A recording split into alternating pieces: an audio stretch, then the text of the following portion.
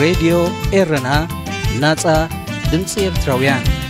ካብ ግማግም ባሕሪ ፈረንሳ በይኖም ናብ ብሪጣንያ ሰገሩ ሰለስተ ኤርትራውያን ቆልዑ መሰዲኦም ክራኸቡ ጻውዒት ቀሪቡ ድሕሪ ስምዕ ፕሪቶሪያ ልዕሊ 100,000 ሜትሪክ ቶን ረድኤት ዝጸዓና 2779 ዓበይቲ መካይን ናብ ትግራይ ከም ዝኣተዋ ተገሊጹ ሱዳን ኣብ ልዕሊ መንግስቲ ማእከላይ ሪፓብሊክ ኣፍሪቃ ዝተሃንደሰ ዕልዋ ከም ዘፍሸለት ገሊጻ ሰላምታና ተቐበሉ ዝኸበርኩም ሰማዕትና ናይሎም ረቡዕ 4 ጥሪ 2023 ዜና ድሕሪ ዝሓጻር መሰጋገሪት ሙዚቃ كقربيو راديو إيرنا ناصا دمص إرتراويان علتا وزينا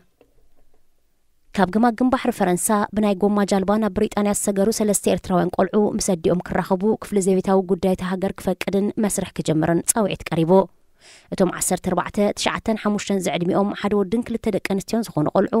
መሰዲኦም ብ16 ታሕሳስ ካብ ግማግም ባሕሪ ፈረንሳ ዝተበገስሉ ፖሊስ ስለዝመጽዎም ኣሰጋገርቲ ደቂ ሰብ ነቶም ቆልዑ ናብ ጃልባ ሰቂሎም ነታደግና ገዲፎም ከም ዝኸዱ ጸብጻብ ዘጋርድያን ይሕብር እታ 31 ዓመት ዝዕድሚያ ኤርትራዊት ተሓታቲት ዕቁባ ኣብዚ እዋን ዝበይና ኣብ ሰሜናዊ ፈረንሳ ተሪፋ ከም ዘላን ኣብ ብሪጣንያ ምስ ደቃ ክትሓቋቕፍ ከም እትብህግን ጠቂሳ እቶም ቆልዑ ኣብዚ እዋን እዚ ኣብ ትሕቲ ንቆልዑ ዝከታተል ትካል ማሕበራዊ ኣገልግሎቶም ተታሒዞም ዘለዉ ትካላት ግብረ ሰናይ ፈረንሳ ነታደና ብሪጣንያ ሰጊራ ምስ ደቃ ክትራኸብ ናብ መንግስታት ፈረንሳን ብሪጣንያን ጻውዒት ኣቕሪቦም እታ ኤርትራዊት ኣደ ጓል 5 ዓመት ጓል ኣብ ዘይብሉ ብ26 ታሕሳስ 6 ዓመት ልደታ ከም ጸንበለት ላውን እተን ትካላት ግብረ ሰናይ ሓቢረን ኣብዛ ዝተዛዘመት ዓመት 2022 ኣሽሓት ኤርትራውያን ዝርከብዎም ልዕሊ 45,000 ሓተት ዕቁባ ካብ ሰሜናዊ ፈረንሳ ሰጊሮም ናብ ብሪጣንያ ከም ዝኣተዉ ጸብጻብ ዘቤታዊ ጉዳያት ሃገር ኣፍሊጡ ፈረንሳን ብሪጣንያን ብጀላቡን ብዓበይቲ ናይ ጽዕነት መካይንን ዝካየድ ዘሎ ዋሕዚ ሓተት ዕቁባ ንምክታእ ንያስታት 70 ሚልዮን ዩሮ ዕልኳን ተኸተማ ዛጊት ከድምዕ ኣይከኣለን ኣብ 2021 ብስሕና ብሪጣንያ ዝሰገሩ ሓተት ዕቁባ ኣስታት 17,000 ክኸውን እንከሎ ኣብዛ ዝተዛዘመት ዓመት ግና ብልዕሊ 28,000 ዛይዶ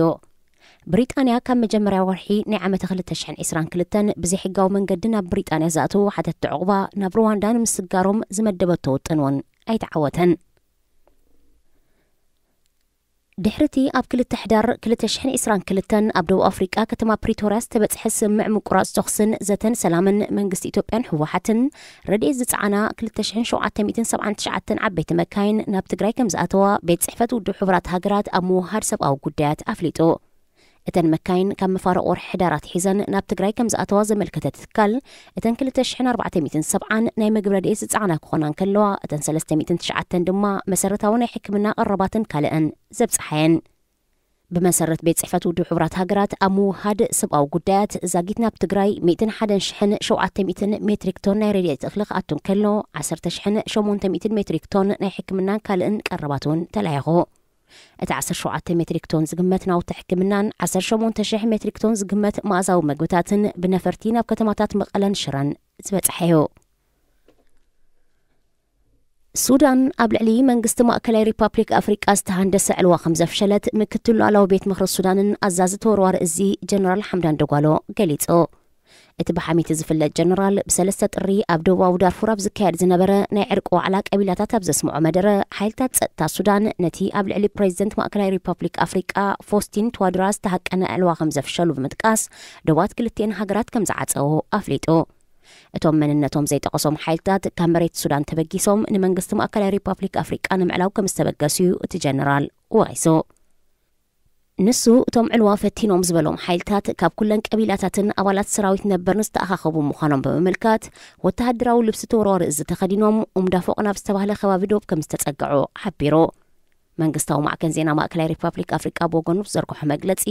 ብሙስጠፋ ሳቦን ዝምርሑ ብሲሪ ዝፍለጡ ዕጡቃት ኣብ ደቡብ ሱዳን ተኣኻኺቦም መጥቃዕቲ ንምክያድ ተዳልዮም ምንባሮም ኣገንዚቡ بجنرال حميد زمرح تورور إز السودان نتوديت كم زفشلون نحيالو خبتم قبل علم منجست مأكل ريبابليك أفريقيا علوان مكياد زوت أنو مرحتن أبقيد خمسة تو مروات السودان تعيسن أبتمس مأكل ريبابليك أفريقيا زواسن كبابيتات عتوقاتي ململ من باروس تتأرترن أقدمو أما أسرت زعتون زتت أورت السودان والجنرال عبد الرحيم شكرت الله مزستوت أن علوا متأثر نيروك خون كم زخل تنمرات أميتن ميجر جنرال شكرت الله كاب كل تشحن 4 كساب كل تشحن 6 أبدار فورن مسمع كلا ريبابليك أفريقيا زواسن كوابيتات دوبن عزازي وتادرا وسلي أخوينو أفسراوي السودان بدا رجال علواي مكونن زقلقليو زخبركم سمعتنا زينا أبستفتي ملا راديو إيرنا ناصا دمص إرتراويان